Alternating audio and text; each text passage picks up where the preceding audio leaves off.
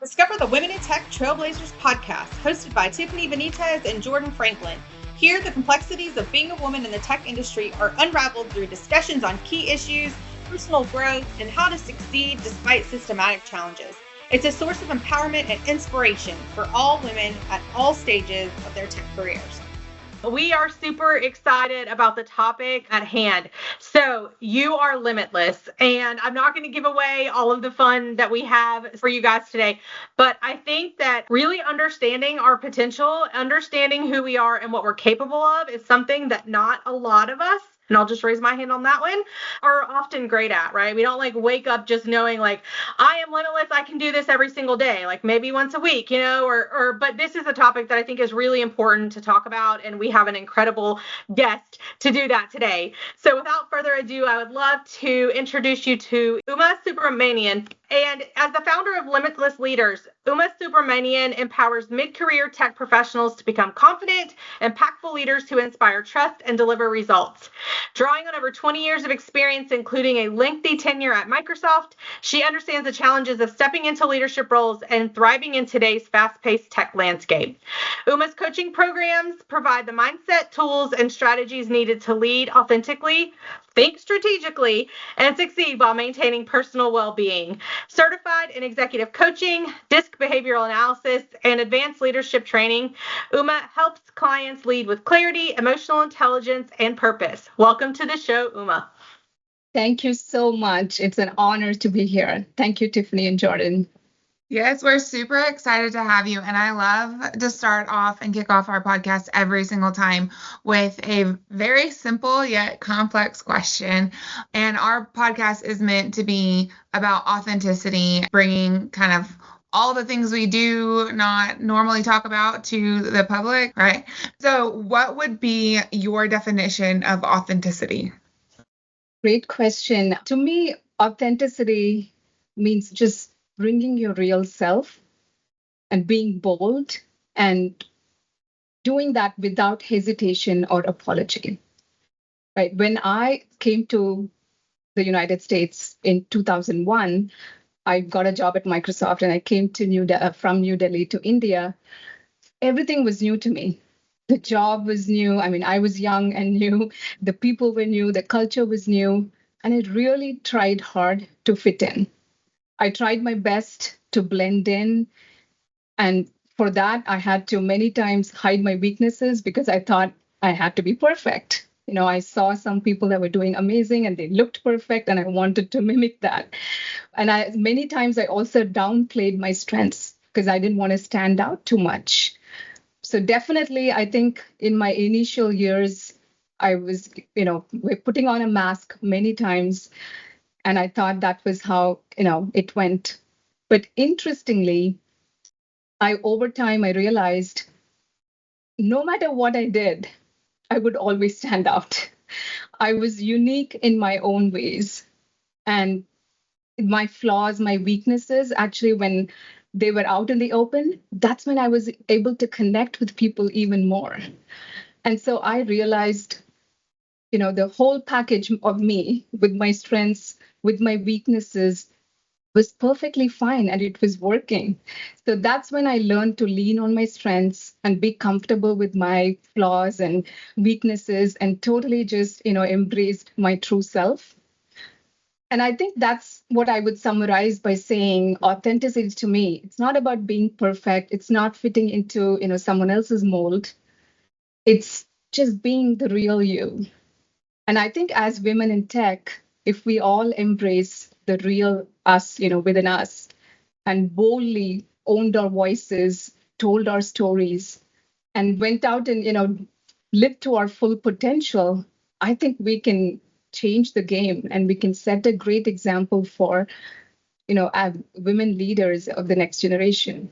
So and thank you to, what you're doing too in spreading this message of authenticity to, women and younger women, girls as well. So really applaud what you're doing.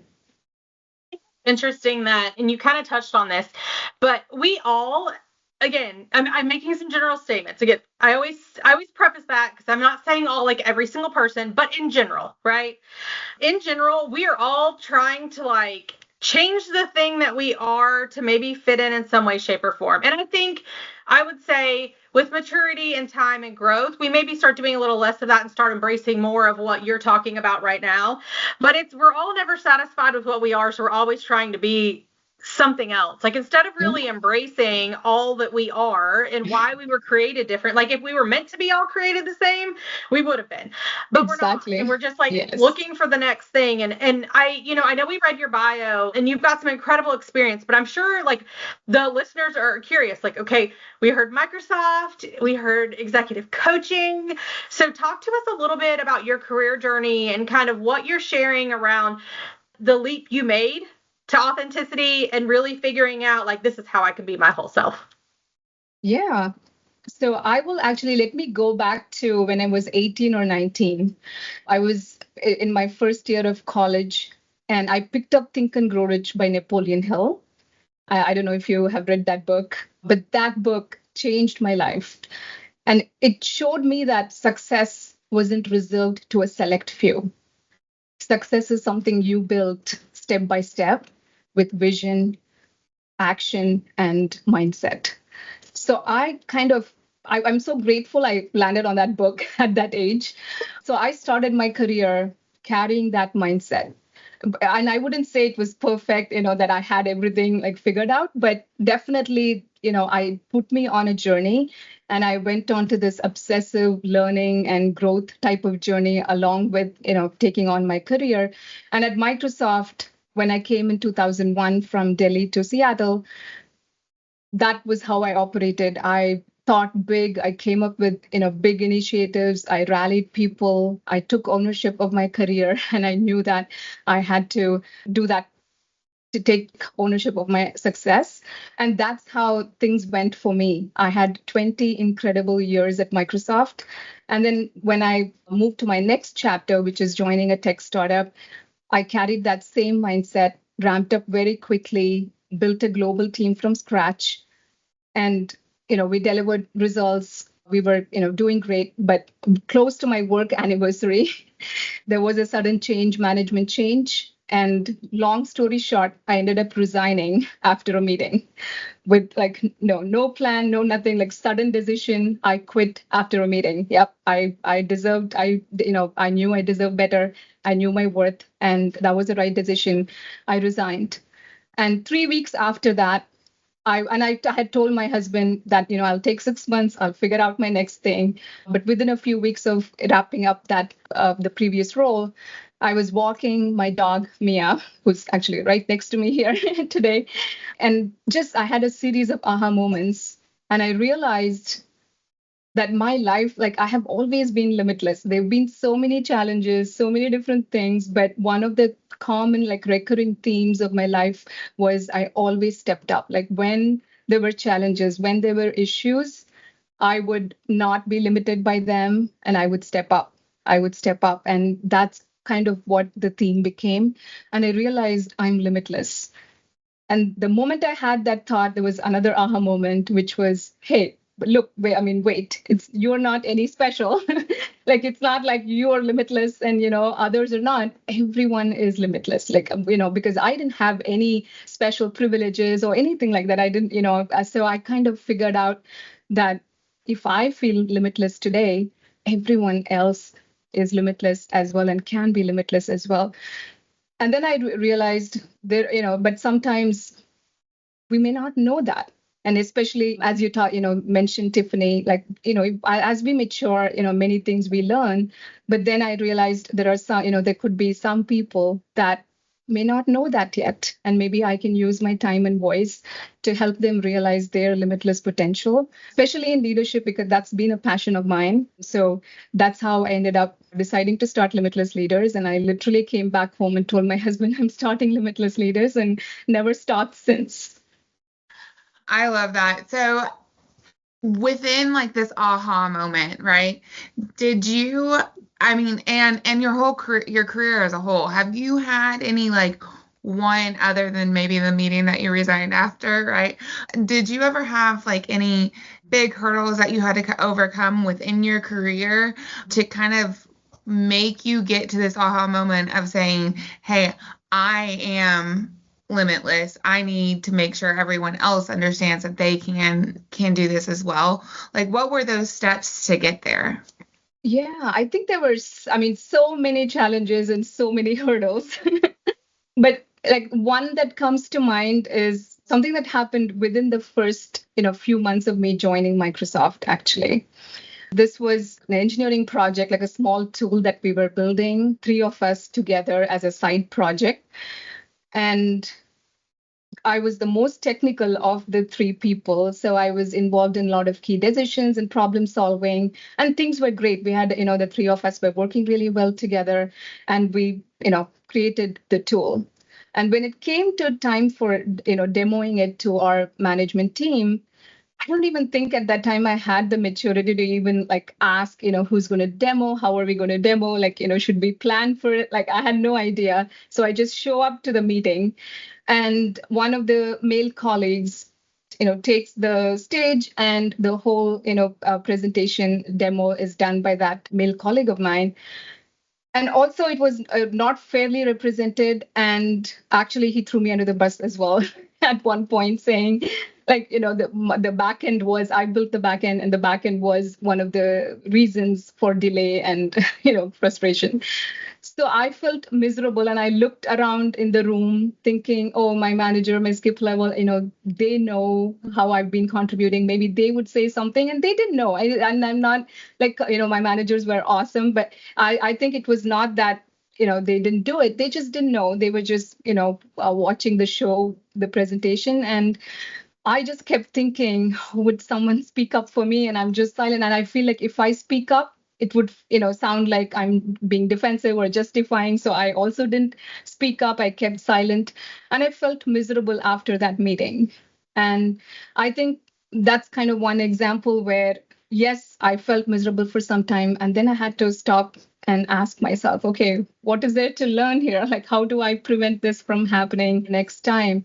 And I learned that your work doesn't speak for itself. You have to speak for it.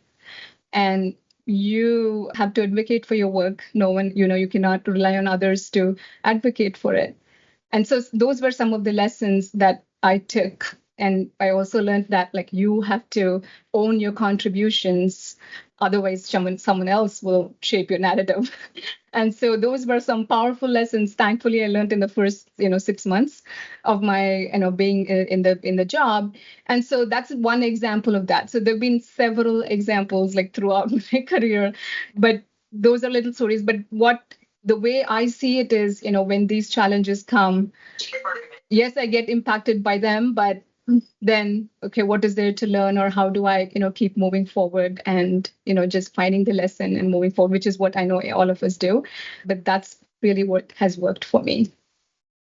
I love that. And I think we've talked a little bit about evolution, right? Of like how we kind of evolve into this. But I think a lot of it has to do with our mindset, right? And I think the evolution is the change of our mindset. I don't think we're going to wake up any day and not be dealing with those types of circumstances, especially not as a woman in technology. It's not going to happen right now, right? Like that's what we're all working for, to like change these dynamics and numbers. But it's why you can't control those things. What can you control? I can't control those things. So what can I control? Mostly myself, right? How I act, how I react, how do I process?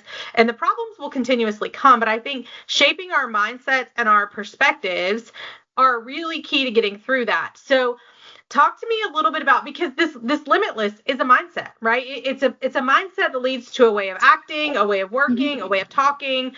You walk in that. So talk to me a little bit about the mindset. Like mindset is extremely powerful, but how has like the mindset overall for you in this really helped this limitless, I guess, aura that you're living in and this brand that you're creating? Like we got to share that with others, but I think it really starts in the mindset. So talk to me a little bit about that.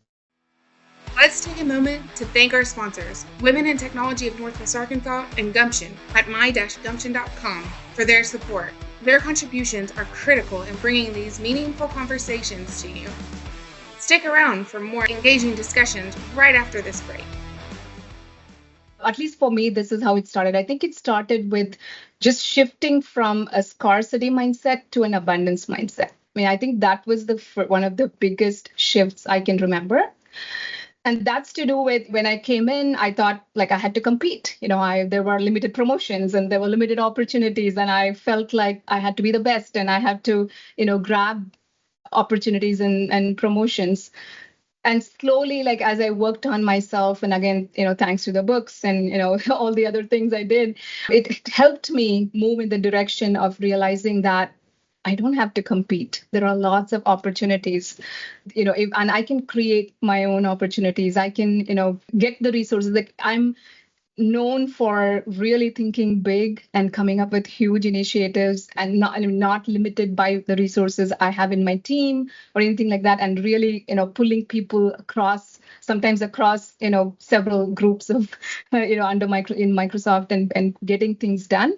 And so I think that's really kind of the first shift I would say for our listeners is, if they're interested in becoming limitless, I would say the first thing would be to look at, where are you thinking in a very scarce kind of way, saying this is limited, that's limited, and how can you expand your thinking? How can you, understand that there are enough resources for everyone? And if you put the effort, if you do the things, then, there is opportunities for you as well. And just not being limited by that and just still going and trying.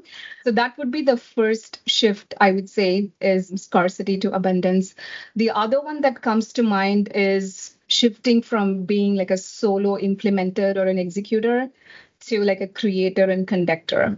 So really thinking about, hey, how can I create value? How can I add value for the team, for the organization, for the people, for my stakeholders, and thinking from that standpoint. And also thinking of like ourselves as conductors, or like, people that bring other people together and get big things done, instead of thinking about like, what can I do? How can I add value? And just focusing on just as. I think those are like a couple of mindset shifts that really, I think, have played a big role in my life and in me expanding myself, my mindset, being able to just, get rid of some of my limits that I was carrying, some of my programming. Well, and building on top of all of that, like, how do you think that women in tech kind of, or just women, right, in general, break free from like all of the expectations? You've got the career expectations, you've got the female expectations, the mom expectations, it's hard. If you have kids. It's a lot, right? And really understanding that fulfilling your path is what is limitless. Because everyone has expectations of you, and those aren't your limits, right? What people have to realize is you can fulfill those, but also fulfill your limitless path, right? So, how would you say that they break free of those expectations? So I have a 5S framework that I've come up with for how to be limitless. Is it okay if I share that? Cool. Okay. So I have this 5S framework, which I think really, I was able to, break down other successful people that operate, under this limitless type of mindset, and also validate with many people. So I think like I'm really passionate about like this framework here. So let me share that. The first S is see. To be limitless, we need to be able to see more. We need to be able to see before others. We need to be able to see beyond, what's in front of us. So I think that is kind of the first thing. It's about like vision and being able to see opportunities without limits. Many times what we do is we see those opportunities, but then we bring up the limits and say, oh, that's not possible, or this cannot be done. So just really, working on not focusing on what is not possible, but really thinking, hey, what is really needed here? How can we add value? And if you're thinking about, within a company setting, like what can we really do to help take the organization forward? What can we do to help our customers be more successful? And thinking without limits and seeing the possibilities, the vision, I would say, is the first S to become limitless. The second S is serve.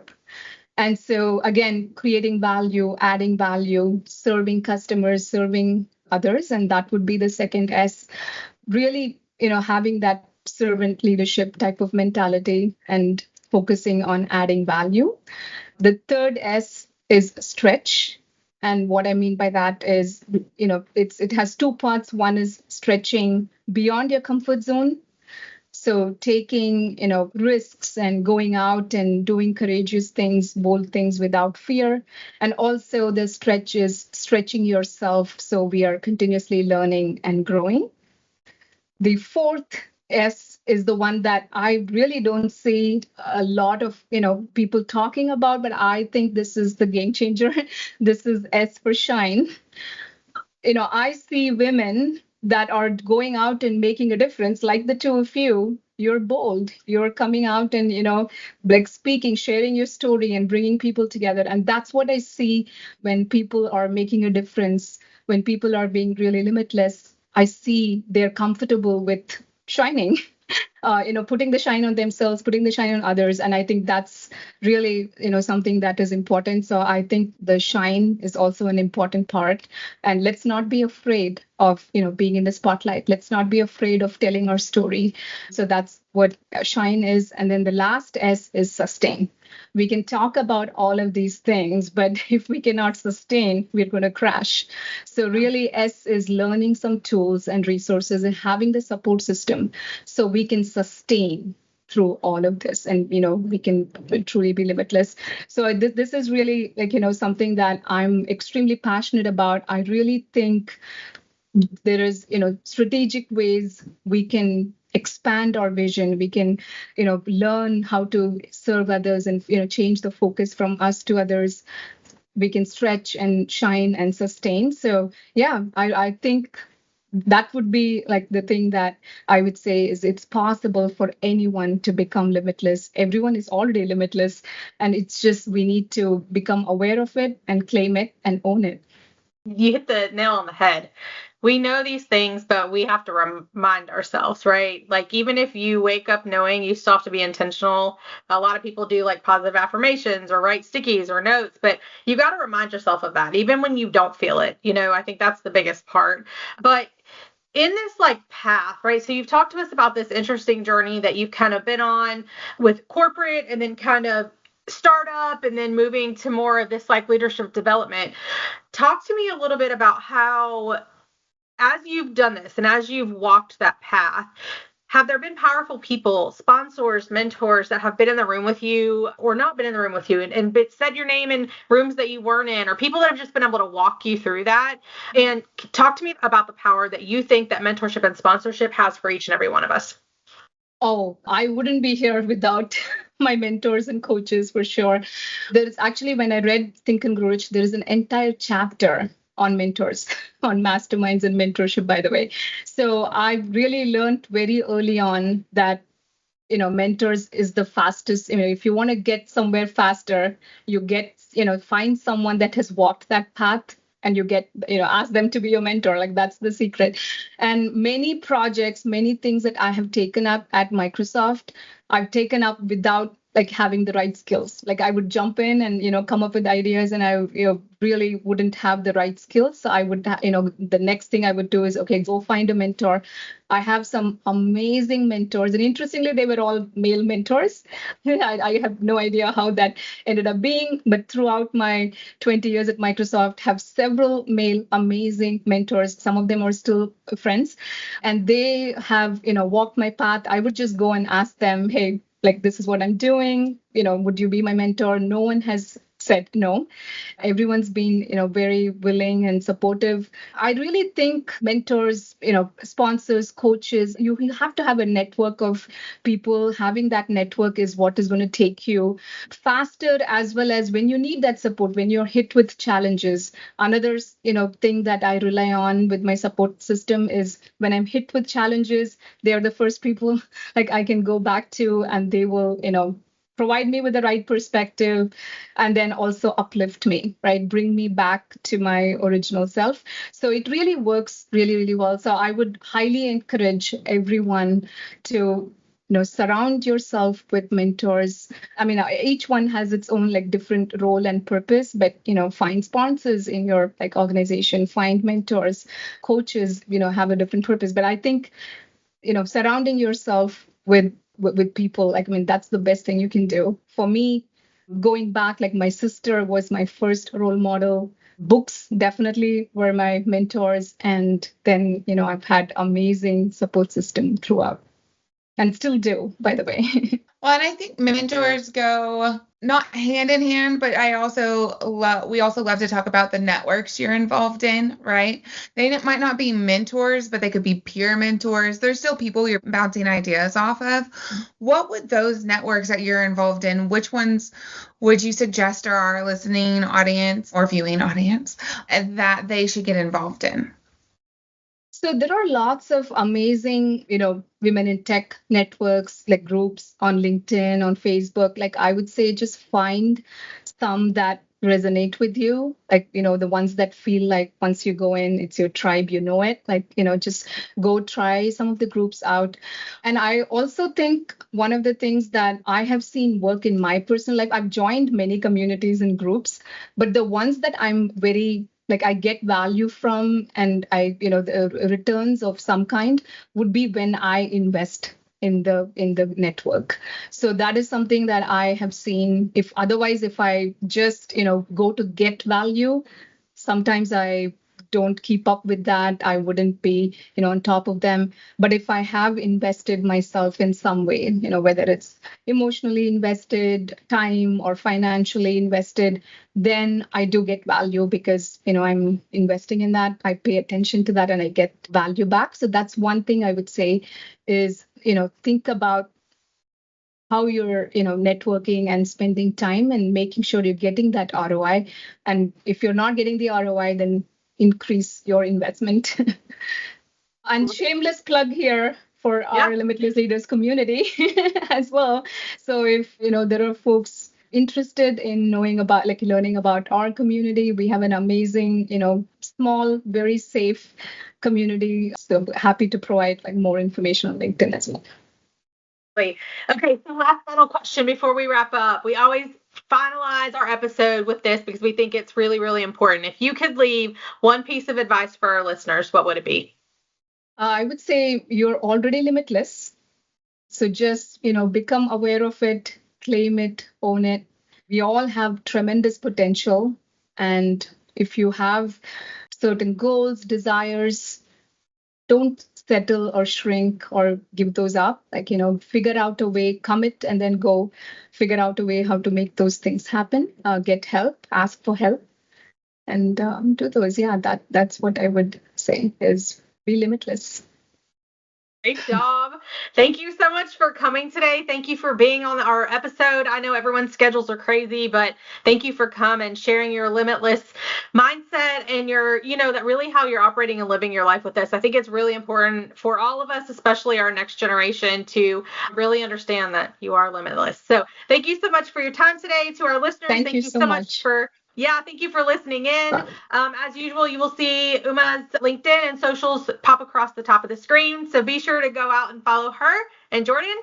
Subscribe, listen, follow, all the things. See you soon. Thank you. Bye, guys. Bye, everyone. Thank you. Well, that's a wrap. Another episode of Women in Tech, Trailblazers podcast. Thanks for tuning in and sharing this time with us. If you liked what you heard, please share this episode with your friends in tech. And don't forget to subscribe to our podcast. Your support helps us keep bringing in inspiring guests and uncovering topics that matter to you. Until next time, keep pushing boundaries and making your mark in the tech world. Goodbye for now.